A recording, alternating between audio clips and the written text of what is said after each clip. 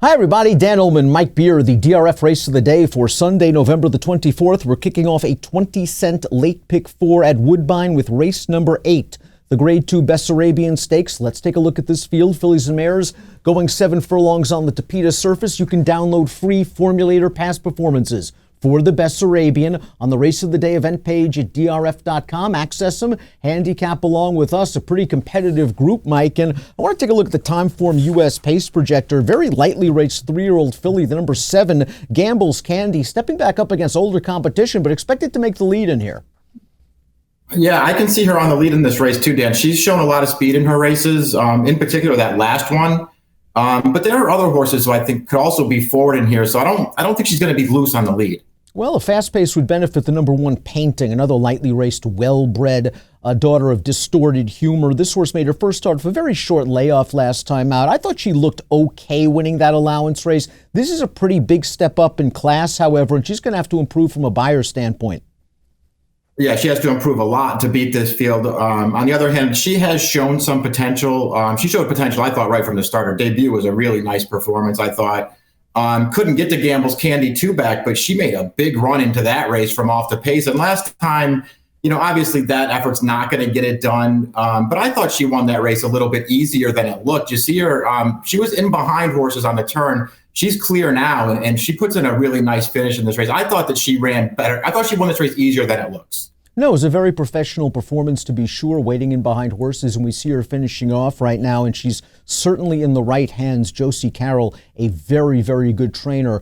Big price expected on the number 1, Painting. The number 2 is Amalfi Coast. This horse has won her last 2 races against Canadian-bred competition on the turf. I like the way she won the Carotene, going 9 furlongs on grass. Let's watch that race right now. She set a nice trip. She just tipped out in the yellow cap, and she's going to make the front. And for a brief instant, it looks like she's going to win by 1 million. Then for a brief instant, it looks like she's going to get beat, because here comes Monastery Lane to the outside. To Amalfi Coast's credit, she digs in. She gets the job done. I don't mind her turning back in distance, especially if there's some pace, and she's proven she could handle 7 and the synthetic surface in the past. Yeah, I agree with all that. I mean, she is a horse who obviously is a 2-time stakes winner on turf. You could look at her and feel like maybe that's her best surface, but I think she's fine on synthetic, and I actually like her cutting back too. Zestina was a multiple stakes winner last year on the turf for trainer Sid Attard. Her most recent start was her first race off of a short layoff. She really couldn't obtain early position. She came with a little bit of a late run. I just haven't seen much improvement since her 3-year-old campaign.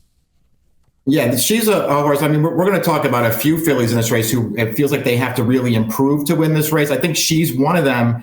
I'm just not sure she has as much upside as some of the others do. The 4 is Heavenly Hill, a horse making her 3rd start of the form cycle for Josie Carroll. Her last race was an improved performance. She was 3rd behind Jean Elizabeth, who is a very good synthetic sprinter. It was a career best buyer speed figure for Heavenly Hill, yet I still feel she needs a trip and improvement. Yeah, I know that last speed figure suggests she took a step forward. I'm not sure how much of a step forward she really took. And I think she's going to have to probably run the best race of her life to beat this field. She's a long shot to me.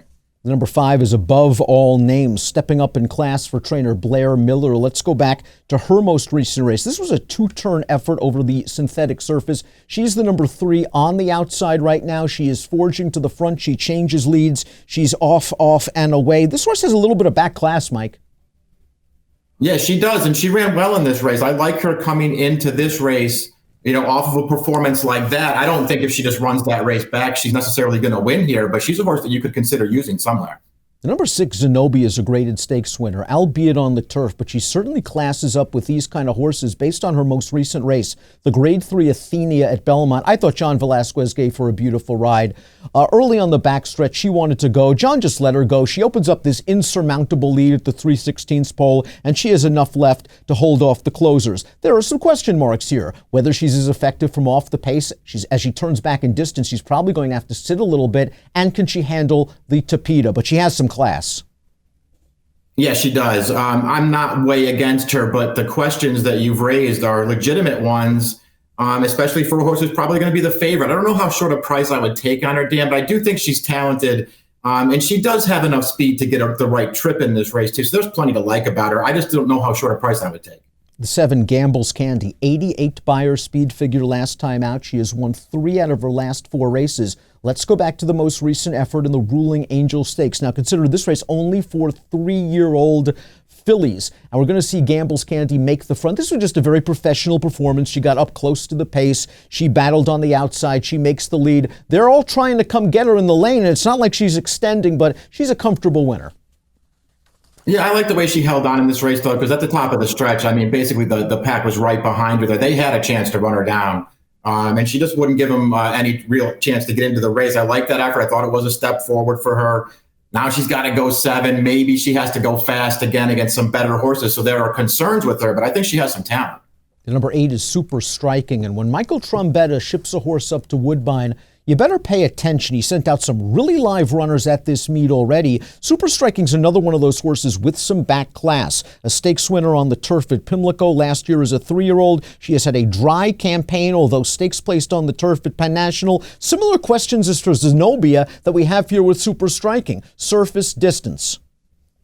Yeah, and I'm not sure how much of a sprinter I really think she is. I don't know. We'll see what happens with her. I had a tough time. I like her as a horse. I had a tough time making her in this race. Conversely, the 9 Misericordia might find this 7 a little long. I always thought she was more of a 5.5, 6 furlong turf synthetic sprinter. Decent performance last time out at a big price behind a very good synthetic horse in Hot Shot Anna in the Presque Isle Downs Masters. So it appears she's coming into this race in good form.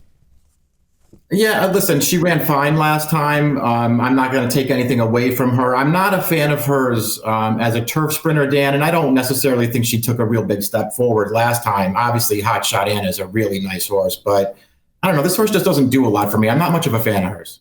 The 10 Red Cabernet has had a very nice season for trainer Ian Black, a multiple stakes winner, once on the synthetic, once on the turf in 2019. She could handle any kind of surface. And again, I like these kind of horses that have tactical speed going long, turning back to 7 furlongs, especially when there is some pace signed on. Now, there might be limited upside. This is going to be her 27th lifetime start, but this horse I think is in good form right now. I do too. I like her recent form. I like her running style. I like her turning back. You can go back to the end of last year around this time. She ran a 90 Beyer, finishing second in a stakes race on this surface at this distance. So it's easy enough to make a case for her to at least use her somewhere. Let's talk a little bit about the 11, Lady Mamba, making her second start off the layoff. Sprinted on the turf last time out at Belmont. What'd you think of that performance? I thought she ran fine. I didn't think she had a real excuse in there. Although, it's not like they were flying in front of her and she was trying to rally a little bit. I thought she ran fine, Dan. There are a lot of questions with her too. Surface switch. She's going to go 7 in this race. She's never won on synthetic before. She's going to be a big price though. The 12, Special Relativity, strong contender in this race for Norm McKnight. Third start up at Woodbine, stakes placed twice, including this effort in the Ontario fashion behind a pretty good horse in Jean Elizabeth, who was 8-5 that day. Special Relativity is the number 2. She is down towards the inside. I thought all in all she ran another good race. She's just very, very consistent, and if she gets a trip from the outside, and I think she could probably procure an outside stalking trip, she seems very logical. Yeah, listen, I'm not going to argue against her in this race. I don't particularly like her, but I can see her running well in this race. I wouldn't be shocked if she ran a good one. Pick time for the Grade 2 Bessarabian Stakes. Mike, you're going with the 1 painting, big price, 20-1 on the morning line for Josie Carroll. We saw her just shrug off being in behind horses at the 3/16 pole last time out, and being so lightly raced, there might be more to give.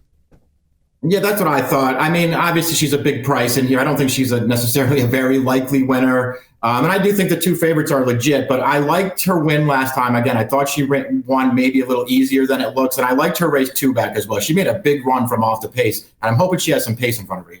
We'll both go with horses that are double digits on the morning line. Your horse is 20-1. Mine, Amalfi Coast, is 10. I expect her to take a little bit of money off that price based on the fact that she's won her last 2 in stakes competition, albeit on the turf. I like her turning back in distance. She just paired up by her tops. I think she might be ready for another forward move. 1627 for Mike, 26712 for me. It's the Grade 2 Bessarabian. It is the Sunday race of the day with an approximate post of 4:43 Eastern. Good luck.